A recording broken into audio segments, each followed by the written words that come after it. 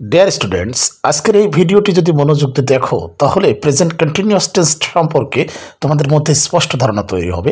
Present continuous টেন্সটা আসলে কাকে বলে এটা তোমাদেরকে আগে বুঝতে হবে। বর্তমানকালে কোনো কাজ হচ্ছে বা চলছে এভাবে বোঝালে সেটি হবে প্রেজেন্ট কন্টিনিউয়াস টেন্স। তোমাদেরকে এটা মনে রাখতে হবে, প্রেজেন্ট কন্টিনিউয়াস টেন্স চিনতে হলে বাংলা ক্রিয়ার শেষে তেসি তেসো তেসি থাকবে। অর্থাৎ তোমরা খুব সংক্ষেপে এটা মনে রাখবে, বাংলা ক্রিয়ার শেষে তেসি তেসো তেসে থাকলে সেটি হবে প্রেজেন্ট কন্টিনিউয়াস টেন্স। খুব সংক্ষেপে এভাবে মনে রাখতে পারো যে কাজটি হচ্ছে বা চলছে এভাবে বোঝাবে, কাজটি হচ্ছে বা চলছে এভাবে বোঝাবে। যখন বুঝতে পারবে এটা প্রেজেন্ট কন্টিনিউয়াস টেন্স তখন তোমাদেরকে এই গঠন প্রণালীটা ব্যবহার করতে হবে। সাবজেক্ট প্লাস সাহায্যকারী ভার্ব হিসেবে এম ইজ আর, সাবজেক্ট অনুযায়ী যে কোনো একটি বসবে, প্লাস মূল ভার্বের সাথে আইএনজি যোগ প্লাস অবজেক্ট। চলো এবার উদাহরণ প্র্যাকটিস করি।